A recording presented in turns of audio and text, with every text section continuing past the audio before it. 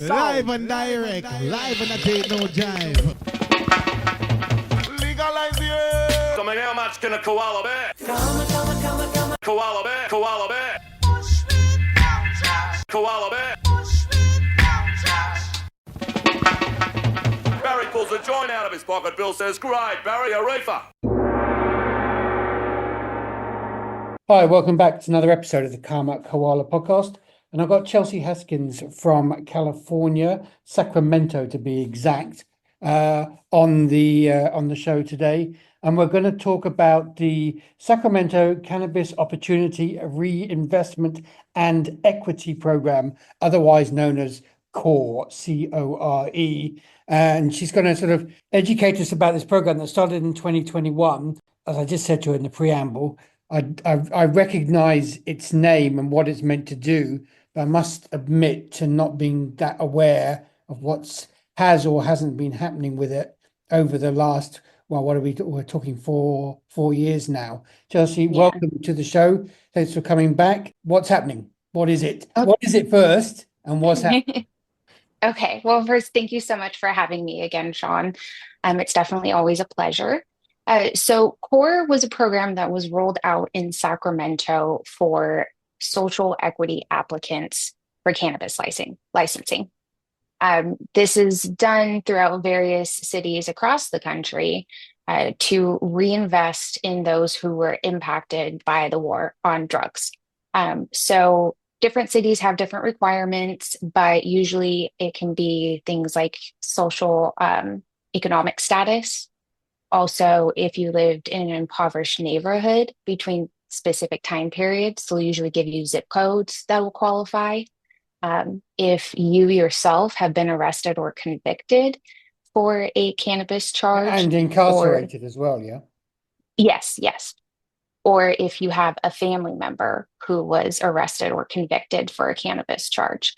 Those are typically what can shepherd you into an equity license.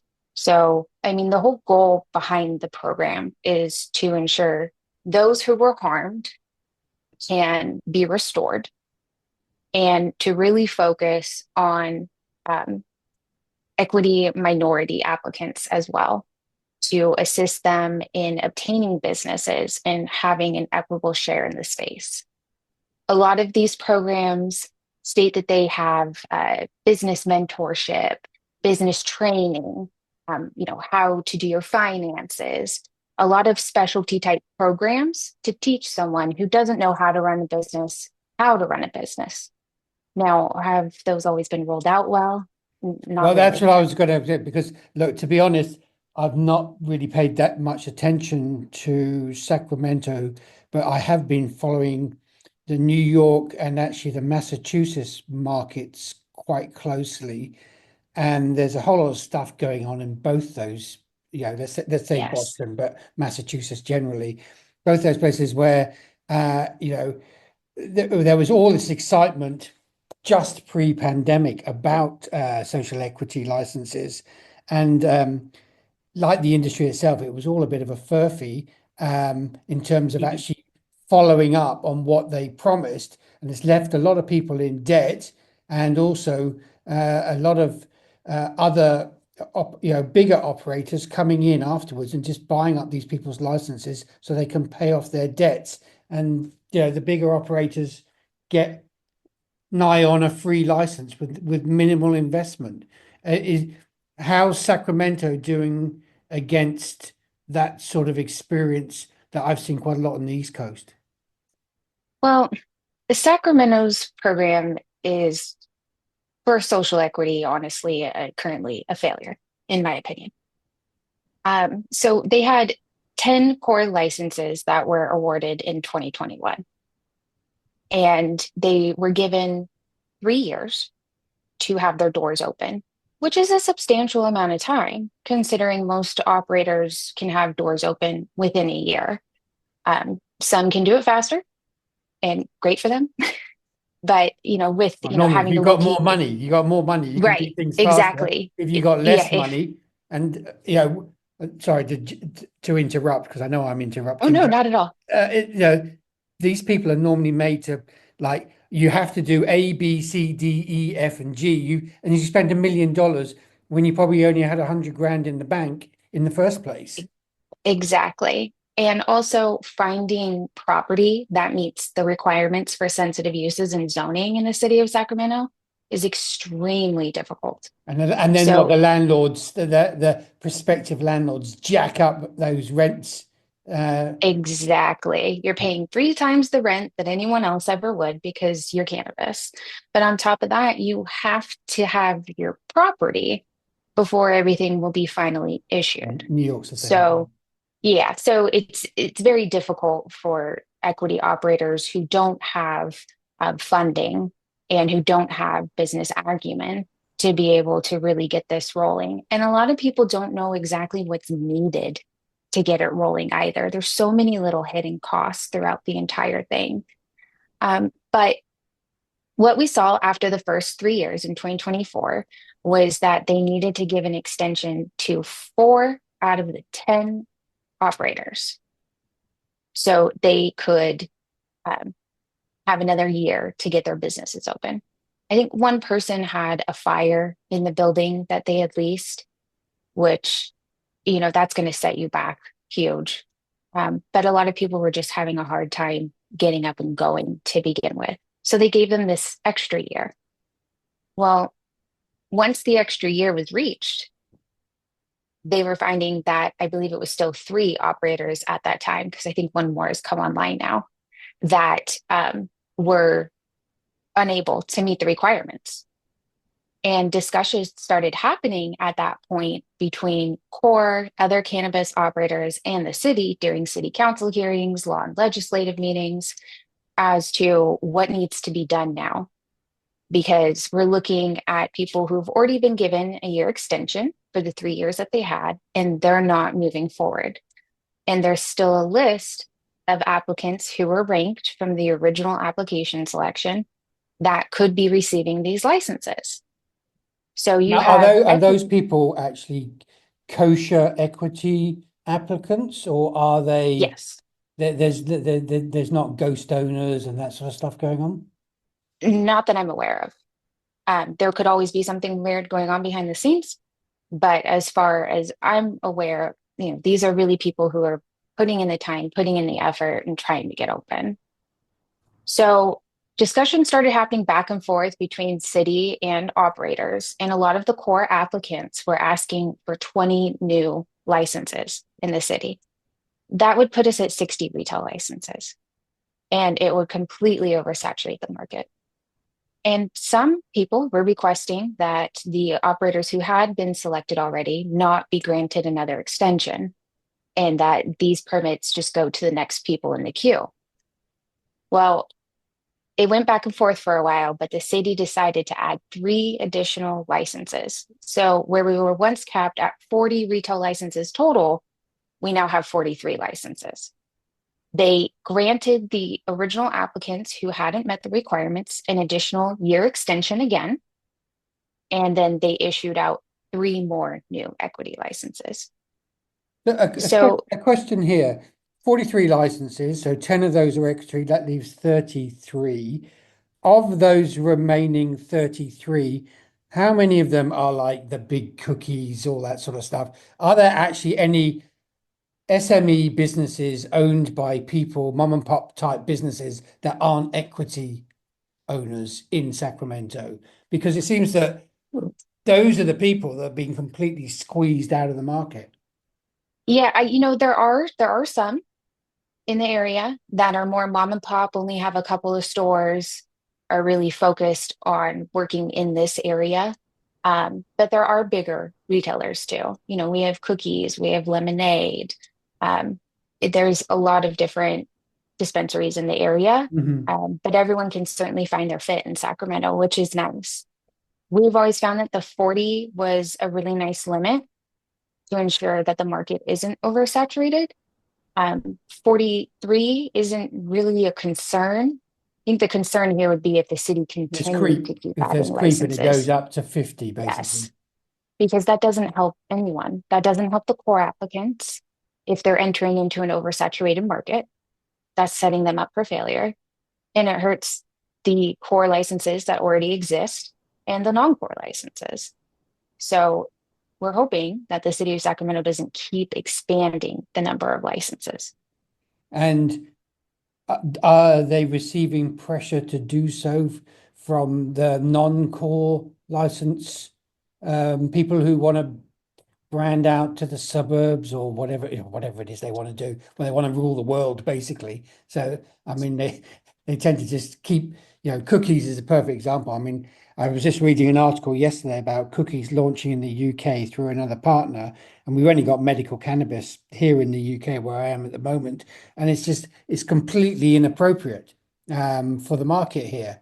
And I'm wondering whether those sorts of operators, your Curaleafs and cookies, are just, Starbucksing themselves throughout the whole of California and oversaturating the market so nobody else can ever get in. I mean, that's definitely always a concern when some of the bigger players take that route. I do think at some point that's what the future of cannabis will be. I think it'll be much more, I don't want to say box store, but chain store focused. But at the same Well, time, CVS these are cannabis, that sort of, I don't know, that sort of depresses me somewhat. right. But at the same time, these are the operators who understand how to run businesses, and that's why they're successful.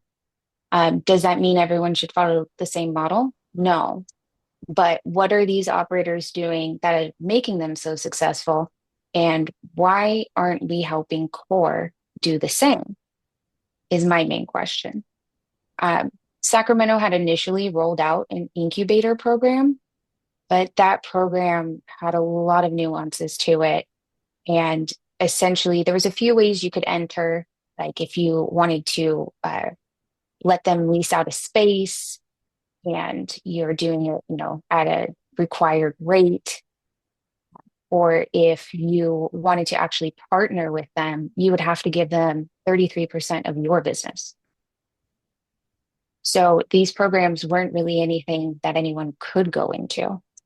At the same time, the city of Sacramento has a requirement in the municipal code that forbids anyone who owns a retail license from having equity in another retail license in the city of Sacramento.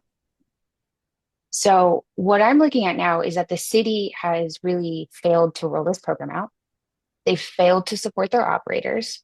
They should be having regular meetings with their core operators to say, where are we at today? Well, that was my What do next you question. need So help how are with?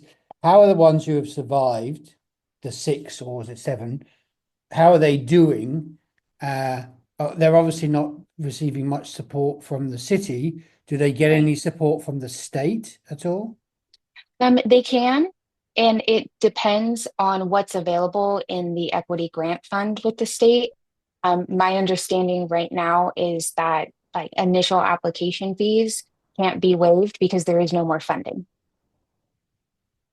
So you can get a deferral, and I think the deferral is for 6 months to pay your licensing fees with the state, but that's not really a huge help. No. Um, I mean, and the way politics are going, and I'm watching Newsom play to DC at the moment. He immediately, and there was good reason, cracked down on the hemp. I think a little bit too keen, in my opinion. He's very, very, very keen to get to do that.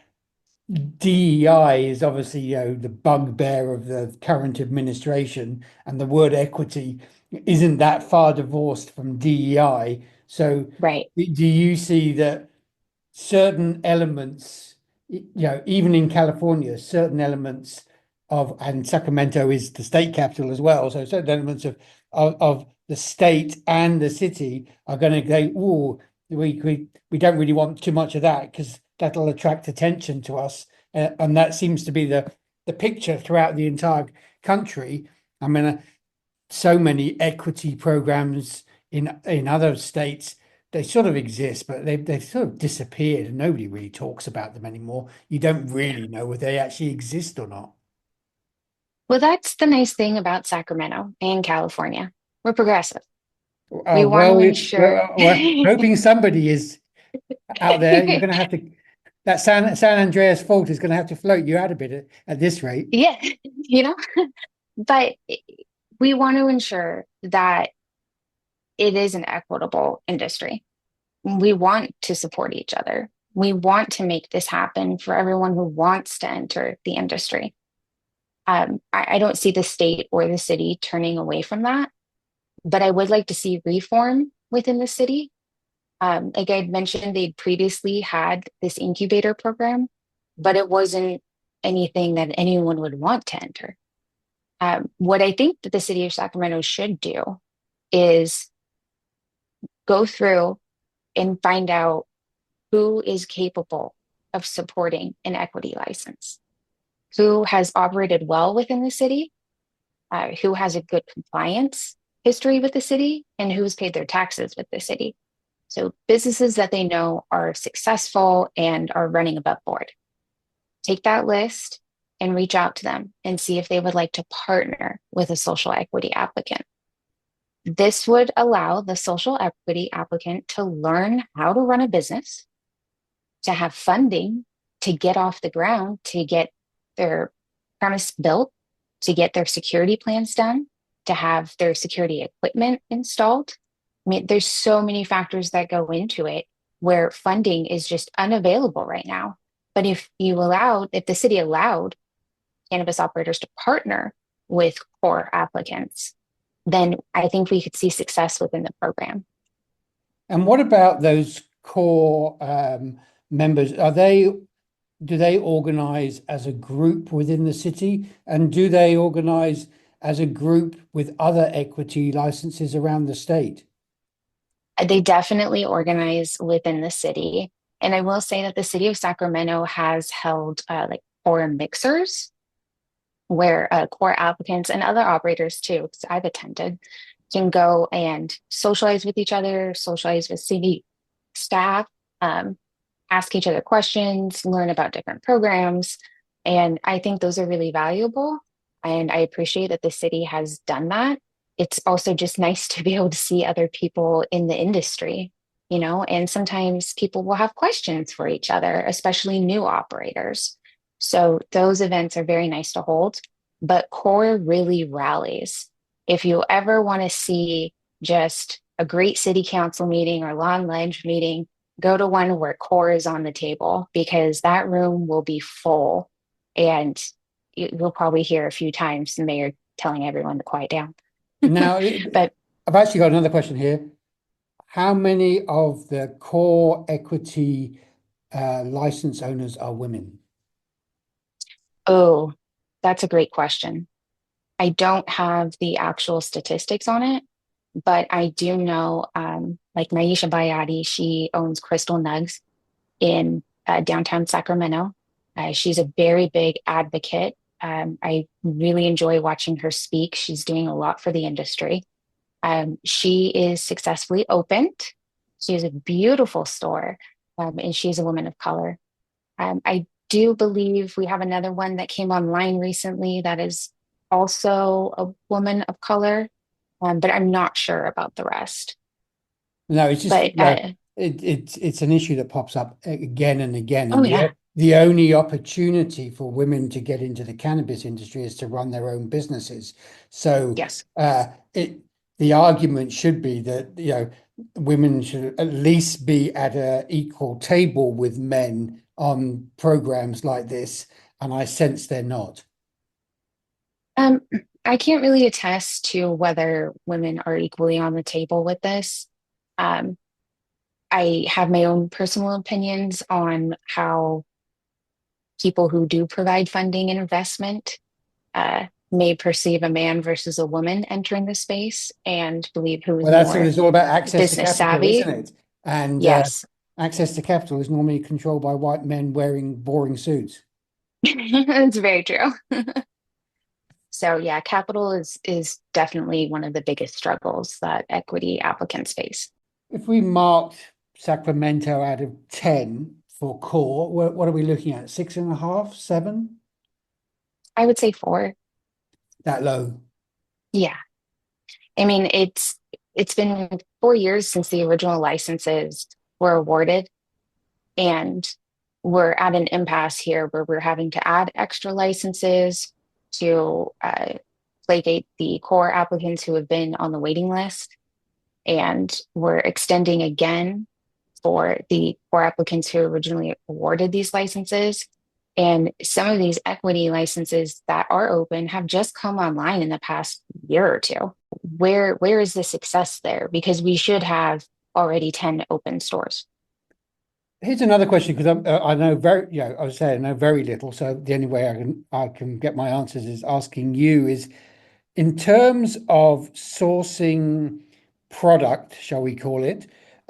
Obviously, the bigger players, they're either vertically integrated or they've got very good supply chains.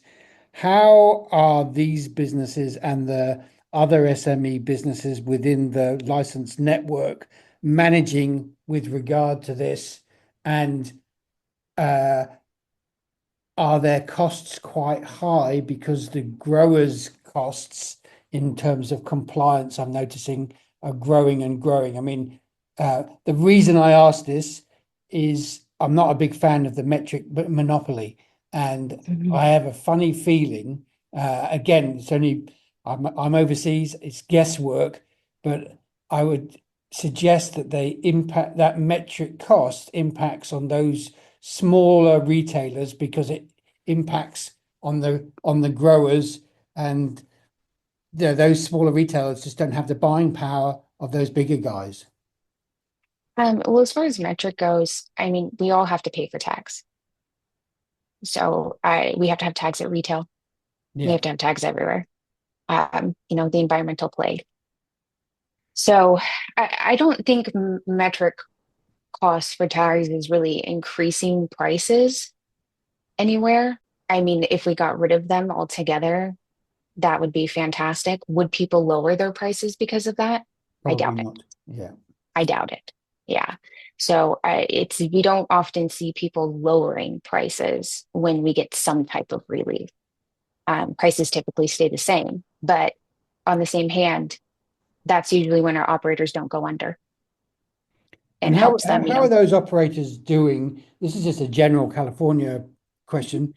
There is so much leakage in the market, and I've seen numbers now that essentially still 65 to 70% of the market Yep. is grey, if to use the term.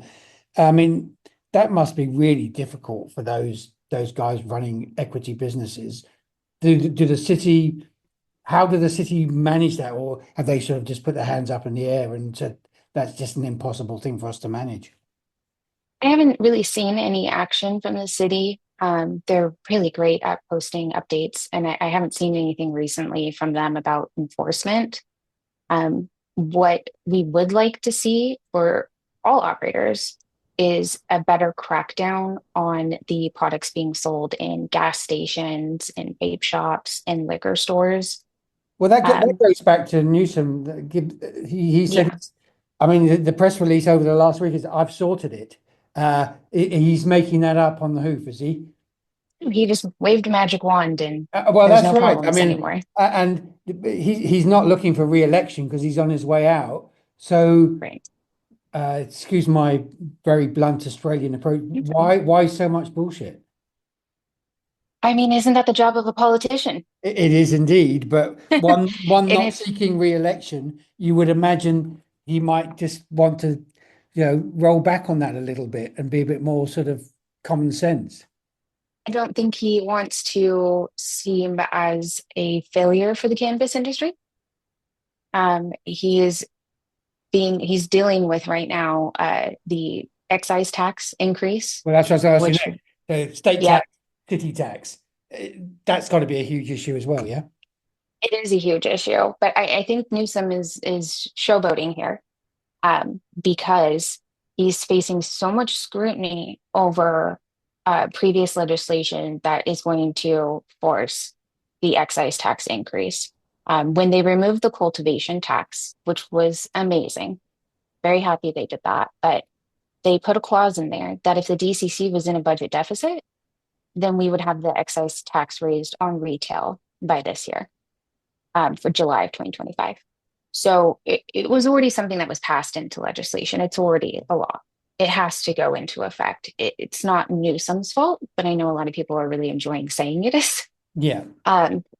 Luckily, we have a new bill that's been introduced that has received full support in each committee it's gone through. It's going into appropriations right now, but it would freeze the excise tax at 15%.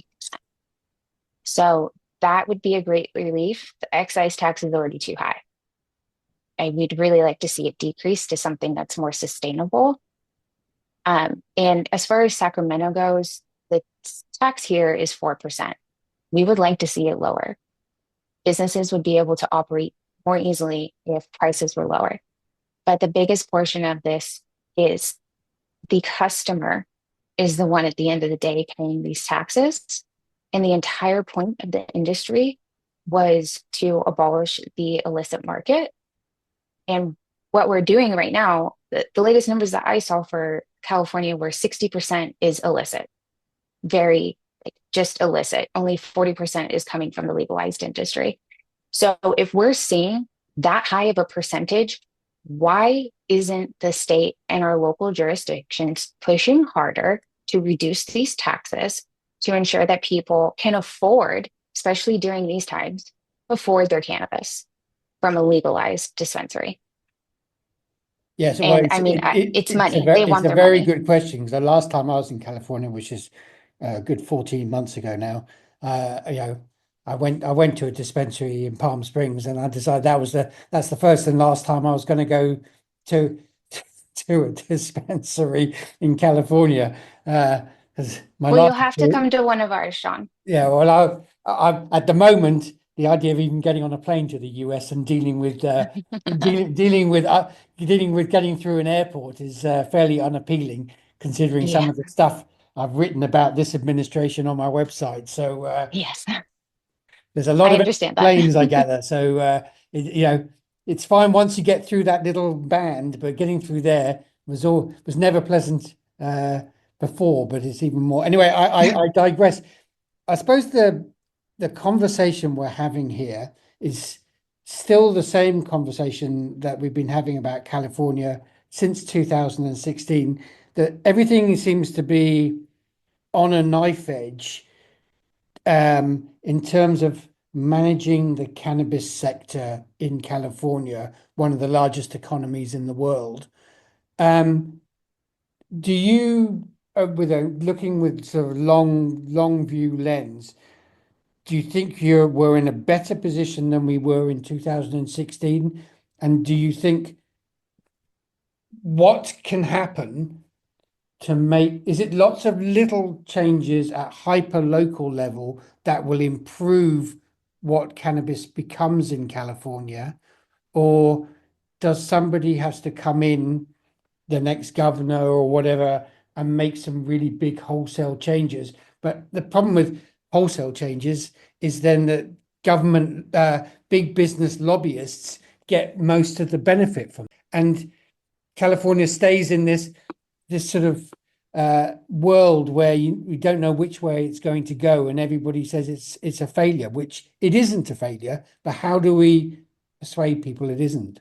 So I first to comment on the lobbyists, there are definitely big corporate lobbyists that can go in and they know how to get their way. But something that's truly